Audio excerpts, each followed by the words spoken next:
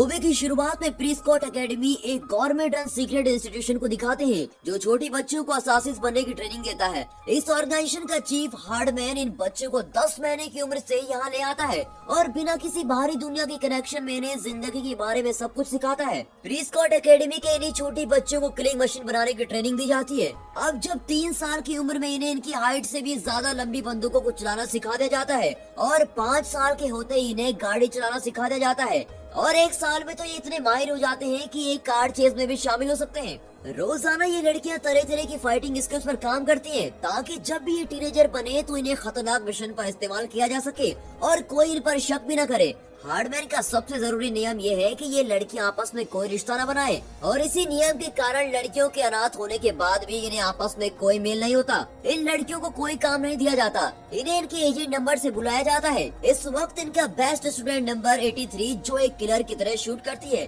और सबसे अच्छी फाइटर भी है, मगर इसे कोई रिश्ता न बनाने वाले नियम कभी समझ ही नहीं आता। एक दिन इन लड़कियों को एक डॉल में पेन घोंपने का काम दिया जाता है। जहाँ हर लड़की ये काम कर रही होती है तो वहाँ 83 उस डॉल को अपने गले से लगा लेती है। अब ये देखकर हार्डमैन उसे बाकी लड़कियों के लिए एक बुरा एग्जाम्पल बताता है और उस डॉल का सिर फाड़ देता है।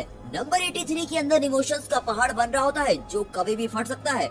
जैसे जैसे समय गुजरता है नंबर 83 बहुत ही अच्छी फाइटिंग स्किल्स के साथ एक टीनेजर बन जाती है। उसका सबसे बड़ा कॉम्पिटिटर नंबर 84 है जो हमेशा से ही हर चीज में सेकंड आई है। नंबर 84 उससे बहुत ही नफरत करती है और अगर वो लोग एक ही एजेंसी के लिए काम न कर रहे होते तो उसे मार भी सकती थी। नंबर 83 को सबसे पहले एक्टिवेट किया जाता है जिसका मतलब ये है कि वो पहली लड़की है जिसे किसी डेंजरस मिशन पर भेजा जाएगा। और ऐसे ही हर बार की तरह नंबर 84 इस बात से खुश नहीं होती, मगर उसके पास इस बात का विरोध करने का कोई अथॉरिटी भी नहीं होती। अब एक्टिवेट कर दिए जाने के बाद नंबर 83 मिशन पर जाती है और क्योंकि वो एक टीनेजर है उस पर कभी भी कोई शक नहीं करेगा। वो अपने सारे मिशन बड़े ही आसानी से कर लेती है और हार्डमैन इससे बहुत ही खुश हो जाता है, मगर आज भी उसे एक नॉर्मल जिंदगी जीने में बहुत इच्छा होती है जो वो कभी जी ही नहीं सकी।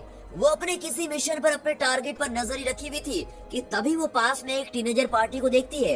वो उन सभी को पार्टी एंजॉय करता देख ये रियलाइज करती है कि उसकी लाइफ नॉर्मल नहीं है। वो सोचने लगती है कि उसने अपनी जिंदगी का बहुत बड़ा पार्ट मिस कर दिया है और वो अब अपनी टीनेज लाइफ को बेकार नहीं जाने दे सकती। वो ये डिसाइड करती है कि मौका मिलते ही वो इस इंस्टीट्यूशन से भाग जाएगी, मगर ऐसे करने से पहले ये जानना होगा कि एक नॉर्मल लड़की कैसे होती है। अब वो टीनेज लड़कियों के बारे में जानने के लिए गर्ल्स प्रिंसेस डायरी और क्लूलेस जैसी मूवीज देखती है। जब भी वो अपने मिशन पर होती है तो वो कुछ मैगजीन्स भी खरीद लेती है जिसे वो चुपचाप से बोरिंग मीटिंग के वक्त पढ़ती है। एक दिन उसकी यही आदत उसकी मुसीबत बन जाती है जब हार्डमैन उसे वो मैगजीन पढ़ते हुए देख लेता है और वो उसे एक इम्पोर्टेंट मिशन के बारे में बता रहा होता है। हार्डमैन उससे कहता है कि तुम्हारा अगला मिशन काफी खतरनाक है, तुम इसे सीरियस लो। फिर दिखाते हैं एक आर्म्स डीलर और माफिया की सबसे खतरनाक लड़की जिसका नाम विक्टोरिया है। उसे 8 घंटे पहले एक शहर में लोकेट किया गया है। हार्डमैन कहता है उसे 2 दिनों के अंदर जिंदा पकड़ना होगा, नहीं तो वो फिर से गायब हो जाएगी। नंबर 84 इस मिशन पर जाना चाहती है क्योंकि उसे लगता है कि ऐसा करने से वो हार्डमैन की फेवरेट बन जाएगी।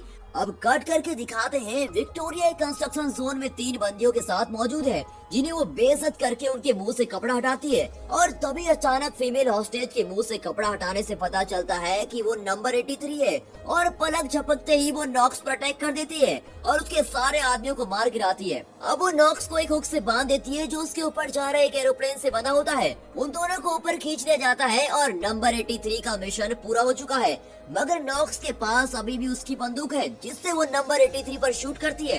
नंबर 83 चाकू से रस्सी काट कर नीचे नदी में गिर जाती है और नॉक्स को ऊपर प्लेन में खींच लिया जाता है।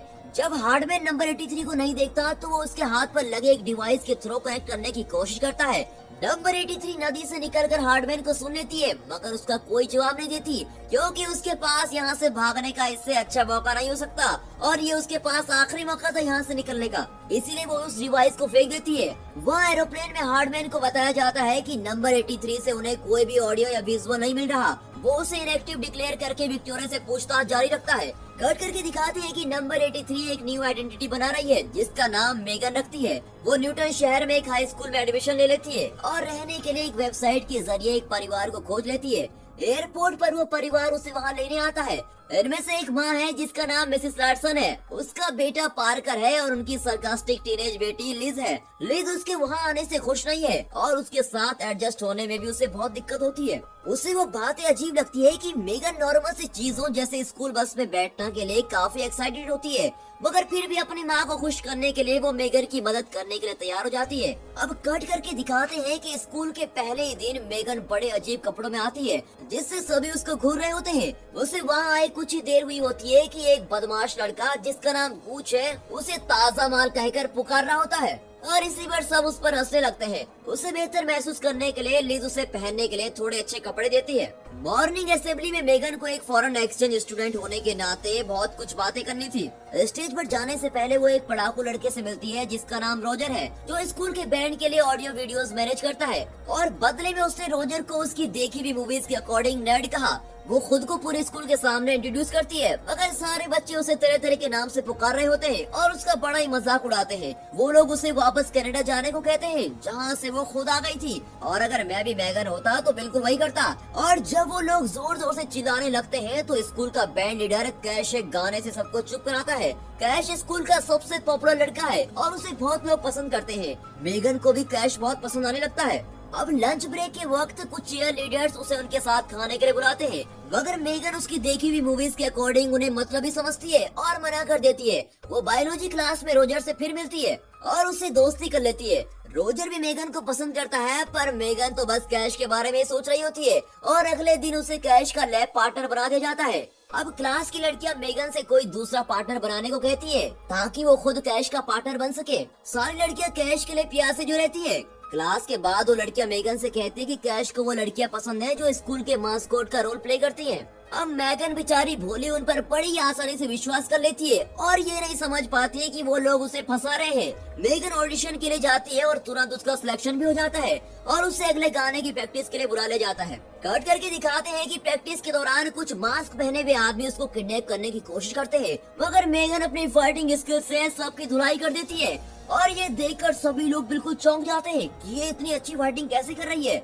मेगन को लगता है कि वो लोग हार्डमैन के एजेंट होंगे, मगर वो तो बस स्कूल के दूसरे बच्चे होते हैं, बदमाश बच्चे जो बस परेशान करने आए थे। जब तक मेगन ये रियलाइज करती है, लोग उसका वीडियो बना लेते हैं और उसको तुरंत सोशल मीडिया पर अपलोड भी कर लेते हैं। अब मेगन ये सोचकर बहुत डर जाती है कि अगर ये वीडियो किसी ने देख लिया तो मुझे पहचान लेंगे। कट करके दिखाते हैं हार्डमैन प्रीस्कॉट एकेडमी में विक्टोरिया को इंटेरोगेट कर रहा होता है। विक्टोरिया उससे कहती है कि उसका इस तरह से छोटी बच्चियों का बचपन चुरा लेना बहुत ही गलत है, मगर हार्डमैन कहता है कि वो अच्छे काम के लिए वैसा कर रहा है। विक्टोरिया नंबर 84 में कुछ ज्यादा ही दिलचस्पी दिखाती है क्योंकि वो उसे वहाँ से भगाने के लिए इस्तेमाल करेगी। अब बहुत जल्द मेगन का वायरल वीडियो मिल जाता है और वे ये सोचते हैं कि मेगन अब किसी राइवल ग्रुप के लिए काम कर रही है। कट करके दिखाते हैं कि अगले दिन सभी लोग मेगन की फाइटिंग स्किल्स के बारे में बात कर रहे होते हैं। वो रातों रात स्कूल की सबसे पॉपुलर लड़की बन जाती है। जब कैश उसे स्कूल के बाद अपने बैंड प्रैक्टिस में बुलाता है तो उसका दिन तो और अच्छा हो जाता है। वहाँ पहुंचकर वो रोजर से मिलती है और कैश के आने तक उससे बातें करती है। रोजर को मेगन की पर्सनैलिटी बहुत ही पसंद है और वो उससे कहता है कि उनमें बहुत कुछ कॉमन है, मगर मेगन कैश के बारे में इतना ज्यादा सोच रही होती है कि वो समझ ही नहीं पाती कि रोजर उसे पसंद करता है। अब गूच अपने घर पर एक हाई स्कूल पार्टी रखता है और मेगन को भी इसमें इनवाइट कर दिया जाता है। मेगन ये सुनकर कुछ ज्यादा ही एक्साइटेड है क्योंकि उसने कभी पार्टीज एंजॉय नहीं की और सिर्फ उसके बारे में सुना ही है। उस दिन घर जाते वक्त मेगन को प्रीस्कॉट एकेडमी के लोग किडनैप कर लेते हैं।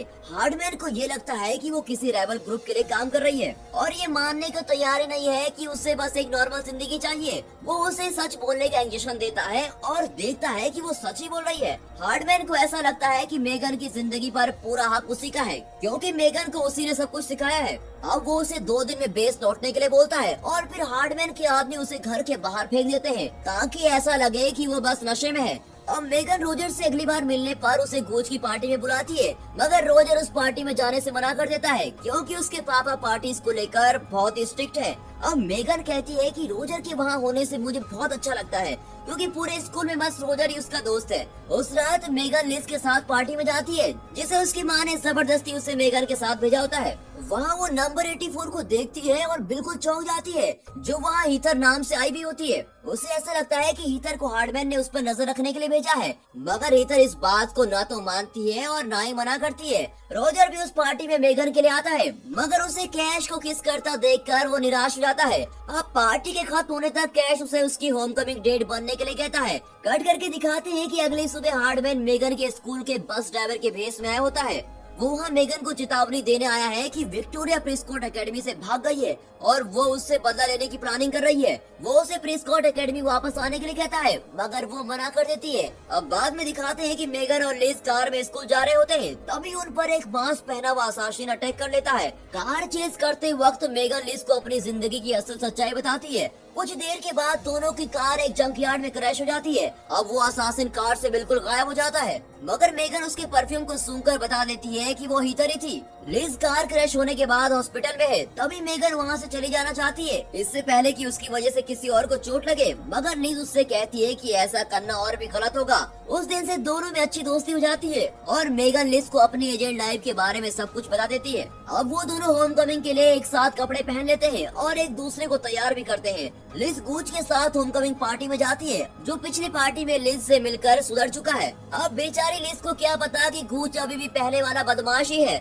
वही दूसरी ओर मेगन कैश के साथ जाती है। मेगन ने सोचा था कि वो रात बहुत ही खास होगी, मगर कैश तो उसे ठीक से बात भी नहीं कर रहा होता है। वो समझ जाती है कि कैश का पूरा ध्यान बस सबसे पॉपुलर होने में लगा हुआ है। मेगन कैश को छोड़कर अब रोजर के साथ जाती है और उसे डांस के लिए पूछती है, मगर रोजर भी उसे मना कर देता है। रोजर के मना करने पर हीथर चौंक जाती है और रोजर फिर हीथर के साथ डांस करने चला जाता है। दोनों लड़कियां रोजर के लिए लड़ने लगती है और पार्टी का सारा डेकोरेशन खराब हो जाता है। वे दोनों लड़ते लड़ते किचन में पहुंच जाती है और हीथर मेगन को चाकू से मारने वाली होती है कि तभी लिज चुपचाप से आकर हीथर के पैर में टूथपिक चुभा देती है और मेगन उसके सर पर मारकर उसको गिरा देती है। कट करके दिखाते हैं कि वो दोनों लड़कियां अपने घर जाती है, तो वहाँ विक्टोरिया और उसके आदमियों ने मिसेस लैडसन और पार्कर को बंदी बना रखा होता है। मेगन सबसे लड़ रही होती है कि उनमें से एक लिज को पकड़ लेता है। मजबूरन मेगन को परिवार की सेफ्टी के लिए सरेंडर करना पड़ता है, मगर फिर भी वो उम्मीद करती है कि हार्डमैन उसे बचाने जरूर आएगा। अब विक्टोरिया मेगन के भोले होने पर हंसती है। वो उसे बताती है कि ठीक उसी की तरह विक्टोरिया भी प्रेस्कॉट एकेडमी से भाग गई थी। वो मेगन को लड़ाई के लिए चैलेंज करती है और उससे आसानी से हरा देती है। तभी अचानक हार्डमैन अपने साथियों के साथ विक्टोरिया को पकड़ने के लिए और मेगन की मदद करने के लिए आता है। वो वहाँ घुसकर विक्टोरिया को बेहोश कर देता है और मेगन हार्डमैन को गले लगाकर उसका शुक्रिया करती है। कट करके दिखाते हैं कि वो रोजर को उसके घर जाते वक्त रोकती है और उसे अपने साथ ले लेती है और ये मूवी यहीं पर खत्म होती है।